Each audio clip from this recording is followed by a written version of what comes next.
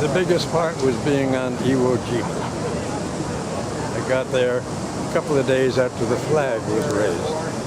And my job was to install the administrative radio station for Iwo Jima. That was my job.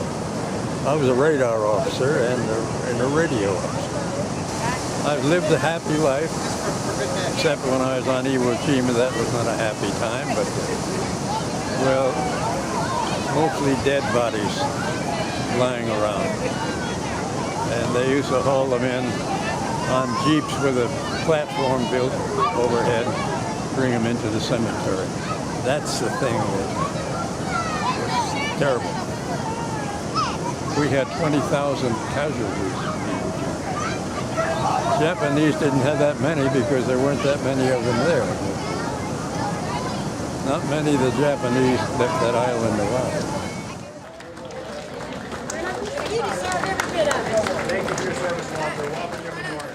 He was a rear gunner and the B-24 and B-24, really? And the B-16, 15. He had to fly over Europe, huh? Yeah, he was in the African-European campaign. Got shot down over France on the 13th mission.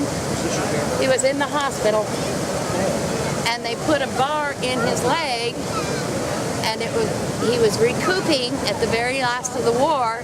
So they pulled all of the people they could out of the hospitals and put him in the infantry, and then he was actually at the Battle of Bulge and saw it through, and then came back and moved to Idaho and worked for the Atomic Energy Commission in the reactors the rest of his life. From the mountains to the prairie to the ocean, wonderful. God bless America, my home sweet home. God bless America, my home sweet home. And we were on a ship. Well, we were on different ships, several ships. But the one I was on, there were at least 3,000 or 4,000 Army boys on there. Well, on that ship with me, one of these Army boys, we had become friends and we played bridge.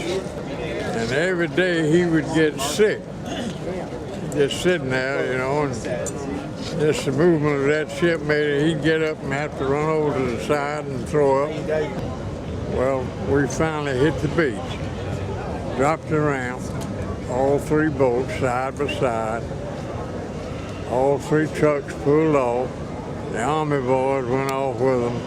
He was back there, he was the officer in charge of them.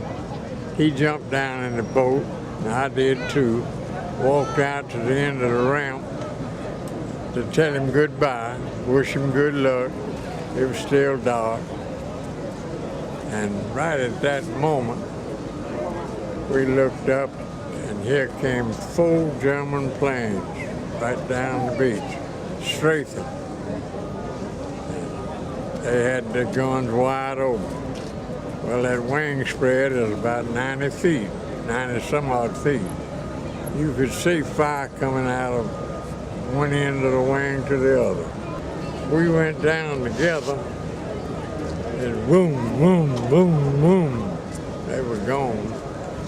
I got up, I felt myself, I was scared to death. I thought, well, I'm okay.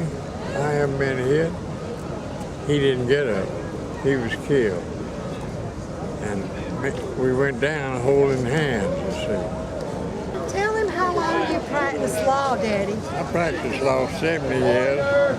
Back here a few years ago, we had our 50th wedding anniversary. And my children got a good friend of mine over there that lived pretty close to us to say something. I didn't know, he never finished anything but the 8th grade. He wasn't an educated speaker. So he gets up and he starts talking, and he was of course praising me, you know. He said, Well, there's two things I want to say about it. I didn't know what he was going to say. Finally, he said, one thing is, he's honest. I thought, well, I'd rather somebody to say that than anything about me. And then he said, the next thing is, he butchered the English language. He said, the next thing is, he don't charge much.